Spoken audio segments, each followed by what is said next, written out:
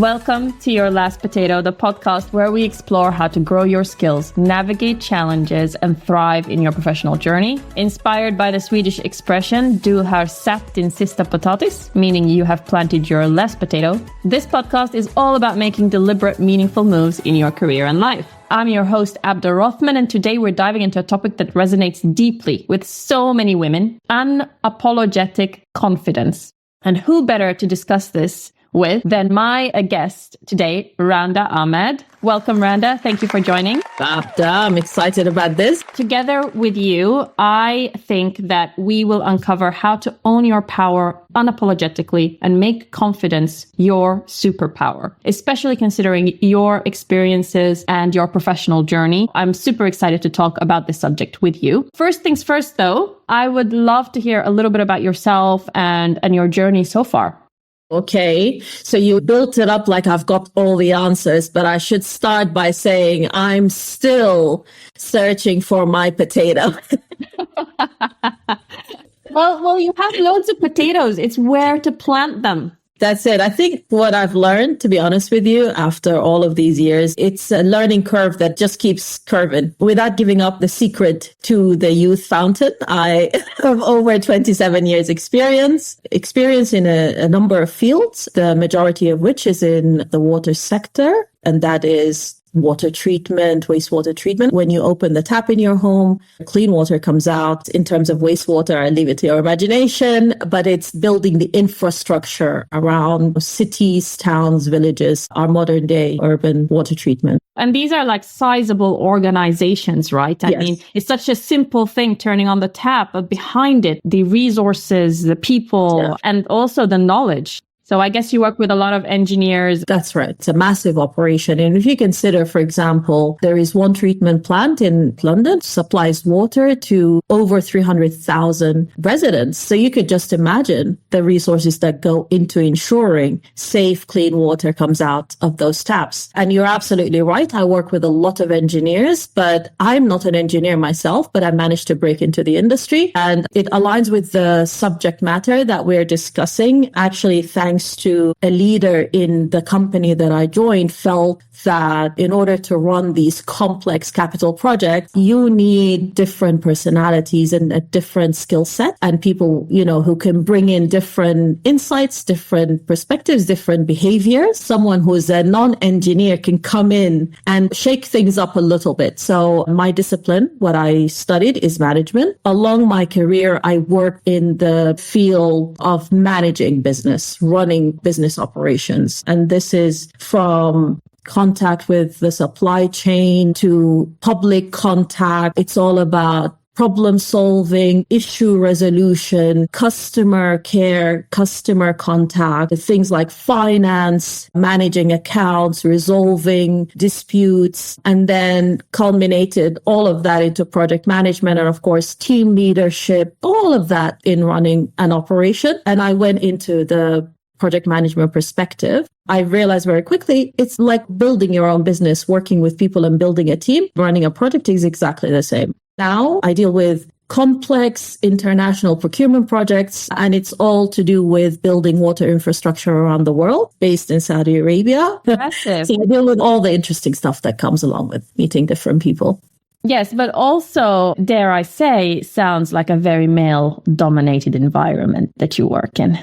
Yes, the industry is male dominated with a handful of women. The key people who have helped me elevate my career had been males. In my career, my personal career, my perspective, it's been more difficult to find women that empowered me, which is quite interesting. Why do you think that is? I look at it from the perspective of the rule of averages, because the industry that I spent most of my time in was male dominated. So by default, it's natural that I will find more men who might give me time, if you know what I mean. Yeah, that makes sense. But having said that, one of my very, very first jobs that got me into the field of managing people and starting to explore that side, those skills that I had, is it started off with a male manager. and I was very young, and he saw a set of skills that he felt are really important skills to manage people, but I didn't see it. So I didn't want to go for the job. And then the lady whom I was reporting to at the time, she was also quite young. She insisted and she did all she can to empower me to give that job a go, because she really felt that I am quite naturally a leader. If it weren't for her and the gentleman, my previous boss, I wouldn't have pursued this line of work probably, because I was more into the art and design and I want to be an artist and so on. After that, I came across a colleague who happened to have a background from consulting, and he said, well, why don't you top hands-on practical experience with a degree in management? So it happened to just be a guy.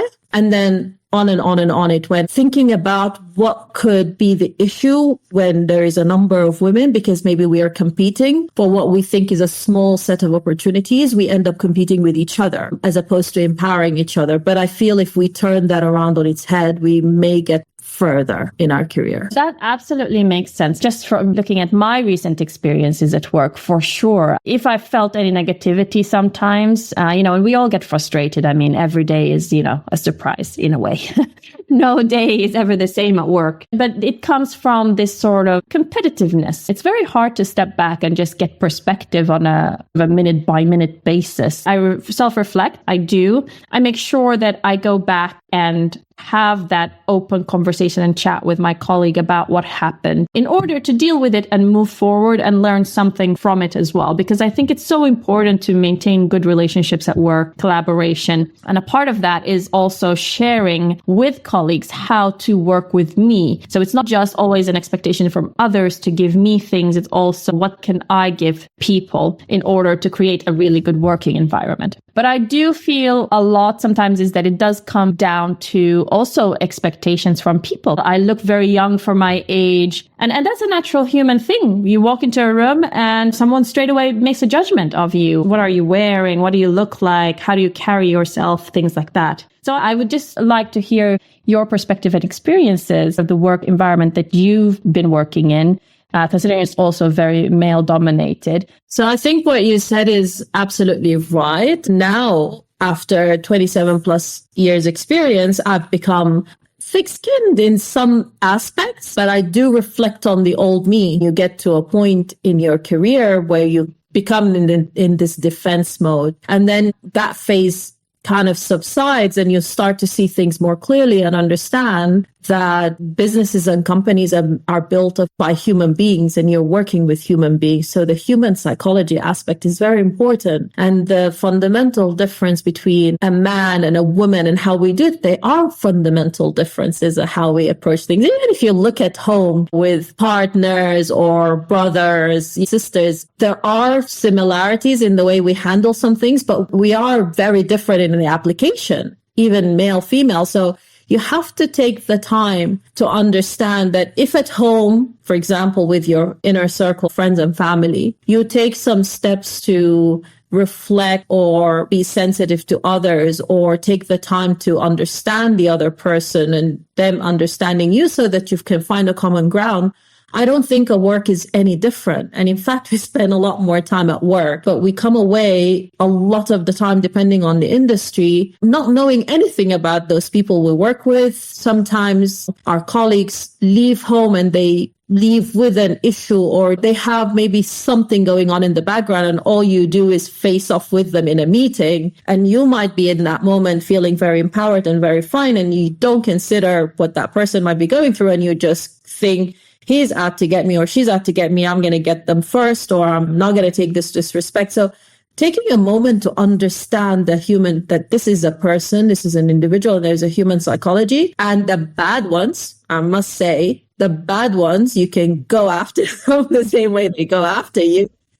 I think there is a cultural element because, for example, growing up in the UK, it's very difficult to challenge people face on. There's a lot of diplomacy that goes around challenging people. So again, we go back to the psychology and the social construct, the culture. You have to, if you're working somewhere, you've got to make the time to understand and find a middle ground. I think definitely it's very important to get to a place where you build your confidence as a woman or as a man. By the way, working in the water industry with engineers is where I've literally turned my professional character around, and I gained a lot of confidence. Considering I'm a fish out of water, I'm with engineers, and these are very clever people. These are no nonsense people, and it's high stake projects, but it's the place where I built my confidence at work in that field, because I learned to be less sensitive in situations. I learned that if you've got a problem, follow the channels of addressing it. And then at the end of the day, once it's addressed, we move on. It doesn't linger. It doesn't become personal. There is no she said, he said, all of those sort of things that I experienced when I was young. All of that goes out the door. There's a book by this guy, Steve Harvey, this American comedian. I think he was talking about relationships between men and women. And I think the title was Act Like a Woman, Think Like a Man, something like that. And this is what was happening to me in the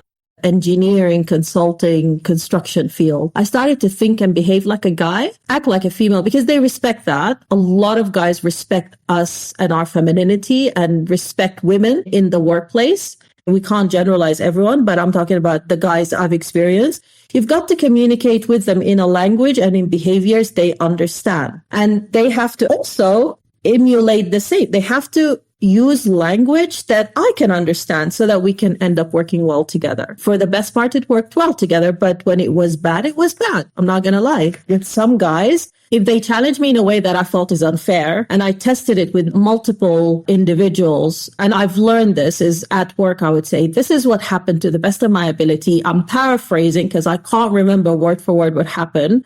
From your perspective, this is what I said. I try to be as fair in relaying what the other person said and what I said, even though sometimes when we relay our perspective, we might miss things that I'm embarrassed to say, blah, blah, blah. But I try to be fair and get a perspective from people who are my mentors, my colleagues who are friends at work. And I go, am I being unfair? This is how I feel. Am I being unfair? And once I hear those things, I make a determination of what my next course of action is. But there have been certain situations where I've realized that the guys who challenge unfairly have an issue fundamentally with their confidence. It's not my confidence.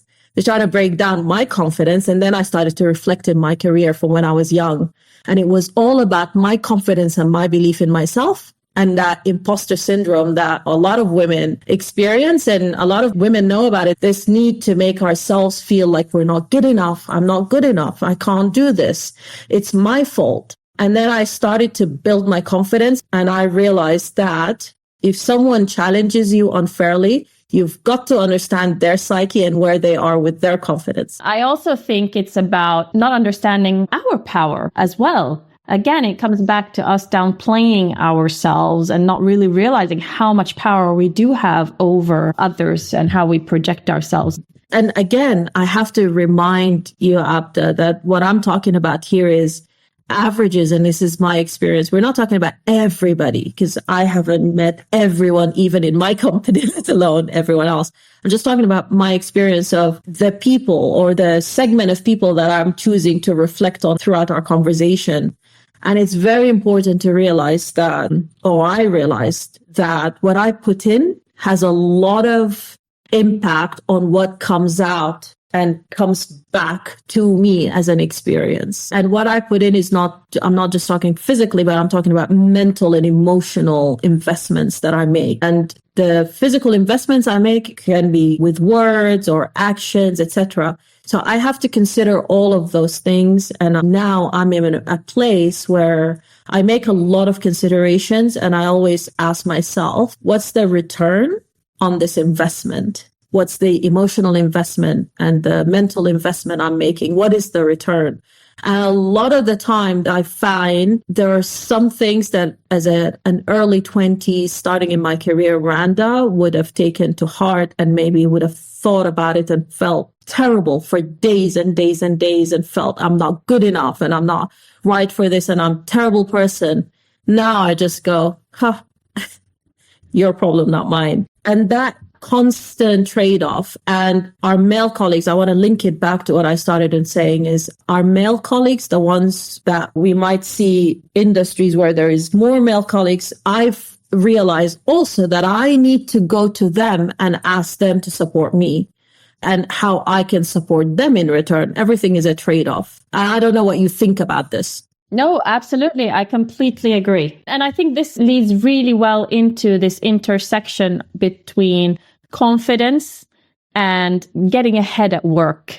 I can tell you that I've realized that my power is in developing skills associated with leadership. And I see leadership different to management. I know a lot of people see that, and it's a science that people study. But I aspire to be a leader. And this is the point where I got to in my career, that I am learning leadership skills. And, I started off by saying it's a learning curve that never ends. It really doesn't end, and it shouldn't end. Think about it this way. If we stop learning, that things will pass us by and we will be left behind. So I have to keep picking up, especially now with technology and everything else that's going on. You have no option but to keep updating yourself. So I think it's important to keep moving with the time and changing and reinventing yourself. I don't think it should be something that scares us at all. So I'm trying to become a strong leader every day. And for me, I understand being a leader is no longer about me being in the center of it. This is about me.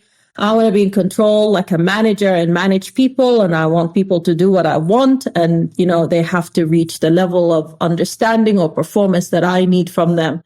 I understand leadership and decipher it as I empower you to become the best leader yourself, to lead your success so that you can lead the team's success and lead my success. So I come at the end. Once I flip that around on its head, that came with me being confident in myself, understanding what is meant for me, where I'm going to go. I'm going to pursue that and I'm going to get to it. I don't have to compete with you, Abda, or I don't have to destroy you or take you out of the competition.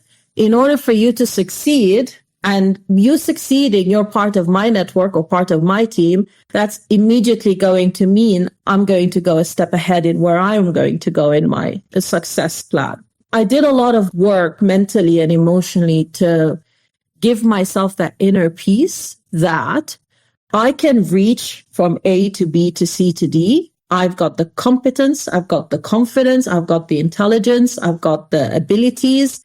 And it took a lot of work to get to this place where I have this inner peace and incredible confidence in what I'm going to be able to achieve. So that means, Abda, that I have no issues in empowering you. It actually gives me a lot of pleasure in empowering you because I'm at a point in my career where I can see a direct relationship between your success and the person next to you and my success. And I truly believe and get joy now in passing some whatever little knowledge, because then I reflect on those people I mentioned at the beginning who until today, and they have no idea probably how much they have impacted my career and impacted me as a person. There's an innate feeling that I don't see colleagues as competition. I know what I can bring to the table. And then we come back to full circle, as in all of these experiences and practicing self-awareness, recognizing your strengths and owning them, using affirmative language, speaking with conviction, and then seeking out support and surrounding yourself with people. All of this is what's helped really embed this confidence in you and helping you realize that you have this confidence. These are really, really great tips. So thank you for that. And thank you for sharing your experiences. Yeah, Abda, I started naturally this discussion with talking about psychology because it's at the heart of this topic. It's at the heart of what we're talking about. You could sit here over the next few hours saying to me, Randa, you're great. You should be confident. You should be happy with yourself. You should be. And I might walk away going to you at the end saying, yeah, I'm going to think about it. Oh, yes, you're right. I'm going to be confident. Now I'm going to do these amazing things. And then you and I part ways and I'm going to be left with myself. And then my inner voice is going to say to me, Randa, you're not confident. you lied to Abda actually to make her feel better. Not going to get anywhere. You silly girl. You don't have the expertise. You don't have the experience. That job is too difficult for you. And then I'm just going to take myself right back down to where you found me. So if I don't have the inner voice, the confidence to give myself a prep talk, believe in myself, I don't care how many people tell me, and I'm talking about myself, Randa. And I was blessed in having sisters and actually brothers and loads of people around me and colleagues at work and managers at one point or another.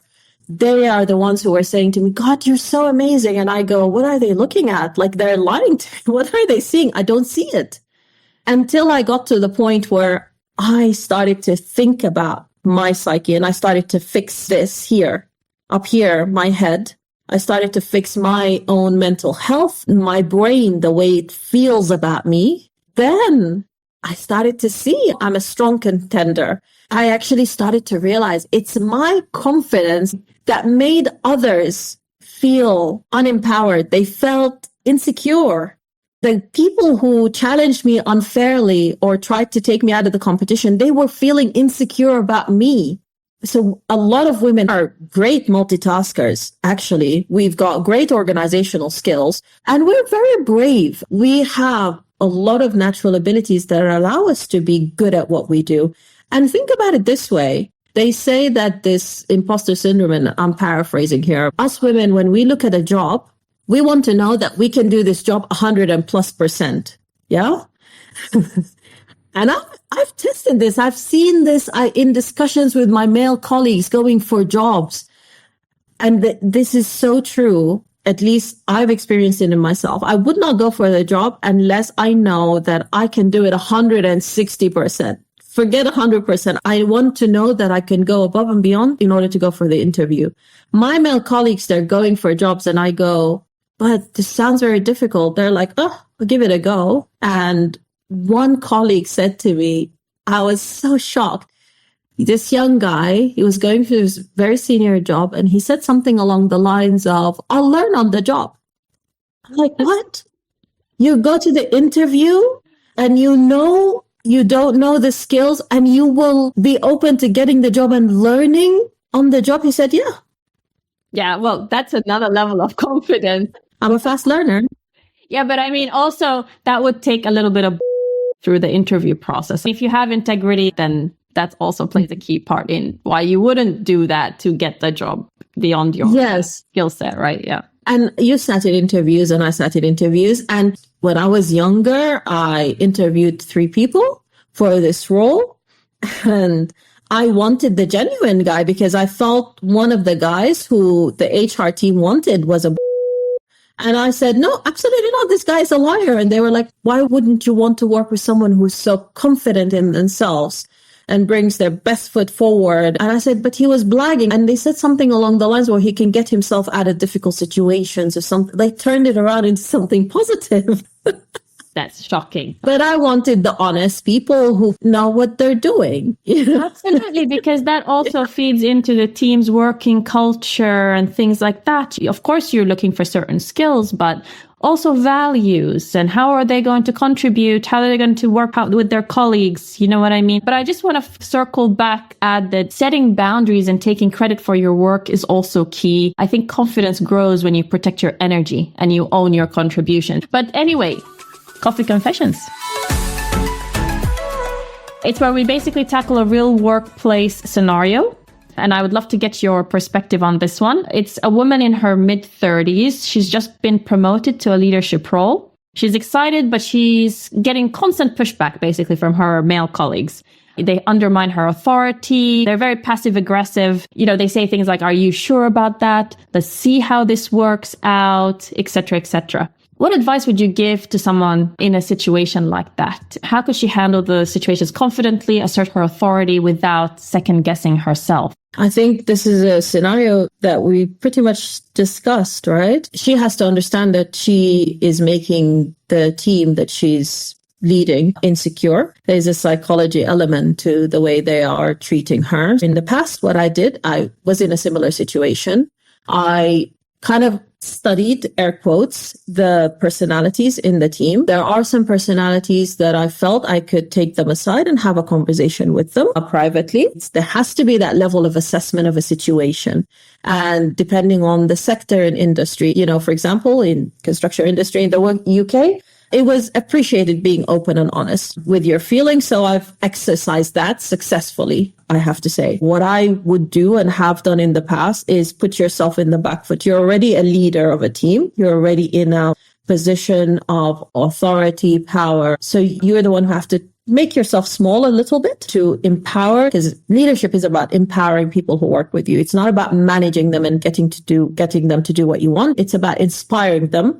And it's about supporting them, and it's about influencing them positively. So all of this comes from you. You have to do all of this mental, emotional support as a leader, because it's not about you. It's about them being empowered. You've got to find a way of empowering them. So she has to make the effort to understand how she can build those bridges with the different individuals. There are some individuals that I found don't like the one-to-one experience. There are some people who you have a private word with, and then all of a sudden you find that private word is made public and changed to suit a particular narrative. So sometimes I address things in a group, and sometimes as a team together, addressing a topic. You don't point the finger in specific people, but as a group deal with a topic. So I used to open the topic in the group. You guys, I'm finding this is my experience working with you, What is your experience working with me? Here's your chance.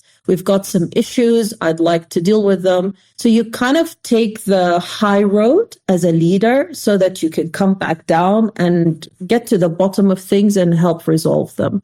I don't think as a leader, it suits for you to take what these team members are saying or doing as an excuse to run away and hide. I think you've got to face it head on, but understand it's not about you being wrong or did anything wrong or lack confidence or not good at the job.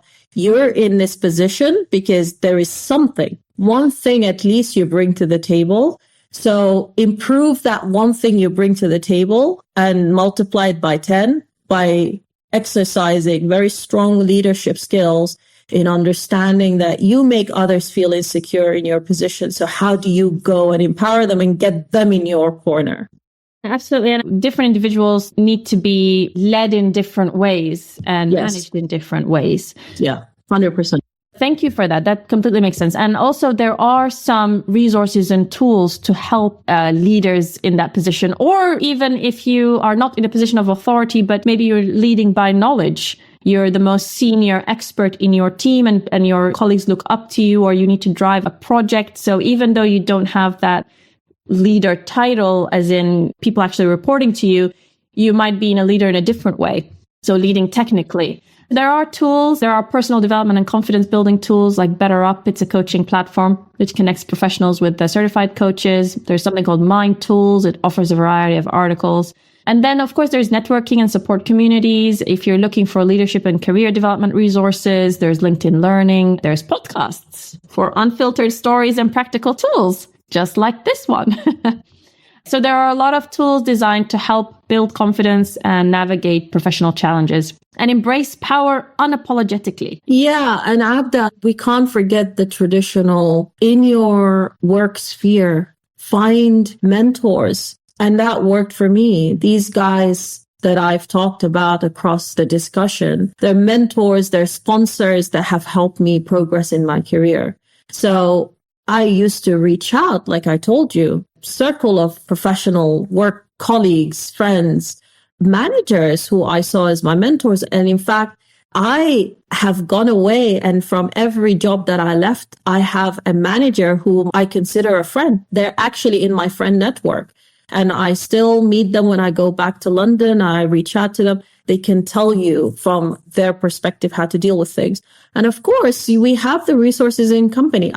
In instances where I felt this situation needs to be escalated, I escalated it to the HR team, and it was dealt with in accordance with due process. Do not get scared or shy away, because once you understand you're not that person who's not good enough, you're not an imposter. You're in this job for a reason. You're in this job because you bring something to the table. You're a strong contender. You're a strong competitor.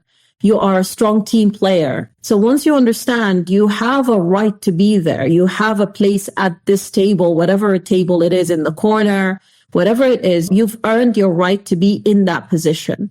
So you have to seek the support of the organization to help you succeed. I think that's one thing we don't do. We don't go and ask for help and support, but not help in crying and no, they hate me. And, use the language that the person on the other side of the table is able to connect with you on so that they can give you the support or tell them exactly what you need. Yes, and leverage the tools that are there to help support you. Thanks again, Randa. Final words? Yes, thank you for the final word. First, I should say thanks for the discussion. To allow this dialogue that gives insights to individual experience is very important. At the time when I was coming up in my career, no one talked about anything.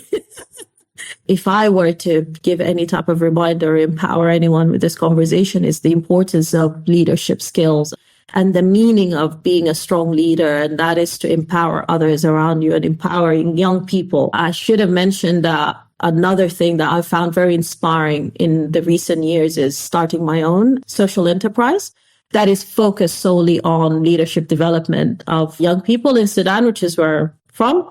And I learn a lot from talking to young people and their experiences also. So I grow a lot by listening to others, allows me to reflect on myself, which has helped me along that journey of gaining my confidence. I would say if I were to leave a few words is for every single one of us who is in a position to empower others, think about your leadership style. Think about how you impact someone else's experience at work and think about how you might impact their career development or their journey. So consider your leadership, definitely. Thank you. Very inspiring work and very inspiring words. I just want to say also that confidence is not about being loud or perfect. It's about owning your power and showing up as your authentic self. So to all the women listening, stop apologizing for your confidence. Instead, celebrate it, use it to advocate for yourself, inspire others, and make your mark in whatever field you're in. Thanks again, Randa, for sharing your wisdom and stories. Your insights remind us that confidence isn't just a skill, it's a mindset we can cultivate. If you've enjoyed this episode, please follow Your Last Potato for more insights and advice on building your career capital. Share your own stories of unapologetic confidence with us via our website. We'd love to hear from you. Until next time, keep growing, keep thriving, and most importantly, keep showing up unapologetically.